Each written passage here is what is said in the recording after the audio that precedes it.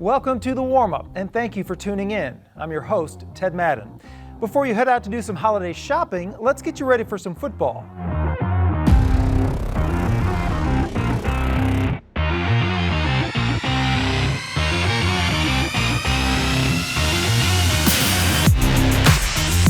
State semifinals are right around the corner, but first you need to get past the regional finals.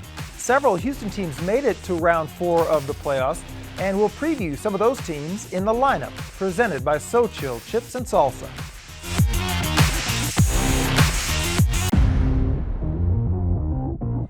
It's a rematch in the 6A Division I Regional Final as North Shore takes on Atascocita for a second time this year.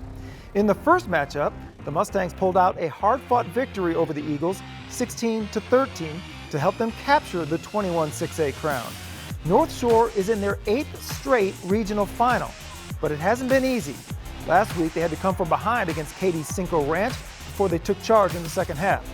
Playing without quarterback Caleb Bailey for a 9th consecutive week will be difficult, but they beat the Eagles before without him. Evan Jackson and David Amador have been taking turns behind center, and although neither is as skilled a passer as Bailey, they've made enough plays to keep North Shore undefeated. As for Atascocita, they had to withstand 2 lightning delays last week, but still managed to beat Ridge Point by 3 scores. Zion Brown handled his business through the air and on the ground, and he'll need to do more of the same if they are to upset North Shore. It is certainly possible, judging by their 3-point loss to the Mustangs earlier in the year. As a matter of fact, some experts think it's even probable that the Eagles end North Shore's reign. Another 21 6A member is still alive in the postseason. C.E. King is in their first ever regional final, and they meet their nemesis from last year, the Katy Tigers. Katy beat the Panthers in the 2021 regional semifinals, but King hopes the momentum they've built this year will give them confidence against the Tigers. The Panthers have 4 losses on the year, all against playoff teams. They've won their first 3 playoff games by an average of 32 points and are led by running back Keith Willis.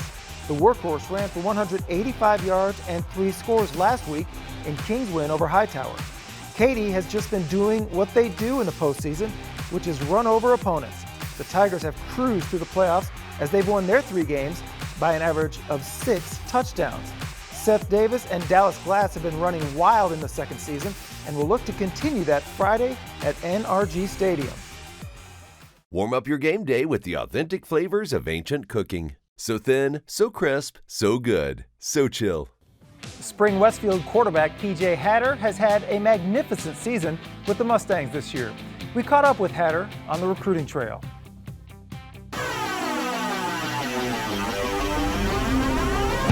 Hi, my name is Preston Hatter. I go to Spring Westfield and I'm a quarterback.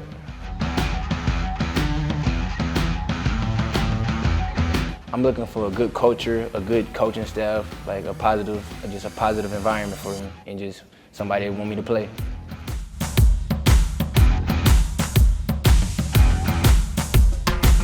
Of course, my running, I'm a good runner.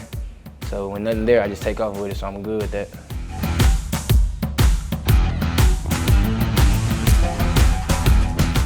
Lamar Jackson, the way he just laid back, the way he just played, he just chilled through the storm, and I really like that about him.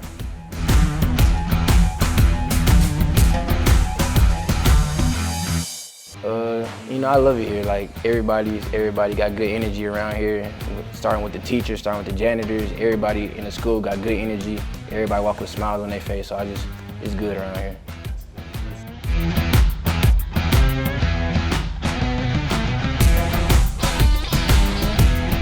I want them to remember me as a good person that always had a smile on his face, always spoke to you, always, was just a lovable person, and the state champs.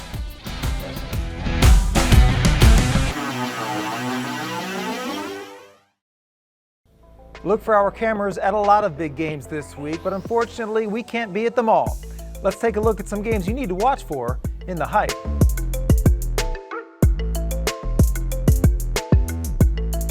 Speaking of Hatter, if he wants to continue his remarkable year, he'll need a remarkable showing Saturday against Duncanville.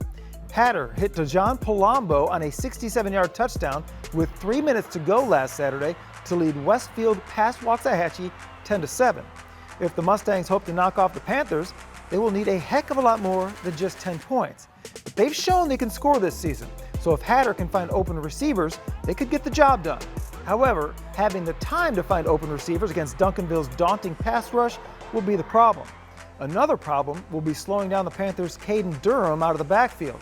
It'll take the perfect game to beat Duncanville, but Matt Meekins feels his Westfield squad can pull it off.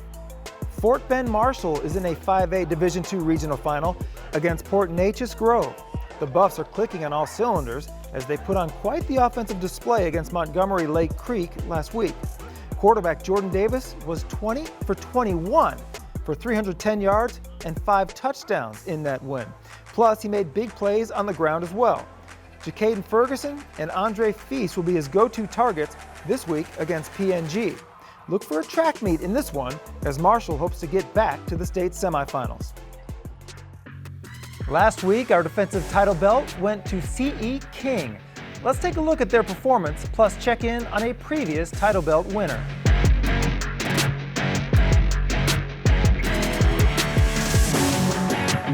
CE King came up with some huge interceptions in the first half last week against Hightower to completely change the momentum. The Panthers were down 14-0, but thanks to the timely picks, they turned that into a 21-14 halftime lead and eventually a 38-21 victory. The turnovers caused short fields for Keith Willis to punch it in. This week, Fort Bend Marshall could be in line for a title belt as they will need big plays against PNG to slow that offense down. That's going to do it for today's show. For even more high school football content, be sure to follow us on our social media accounts, including Twitter, Instagram, Facebook, and YouTube. I'm Ted Madden, and I hope we got you warmed up for all the action.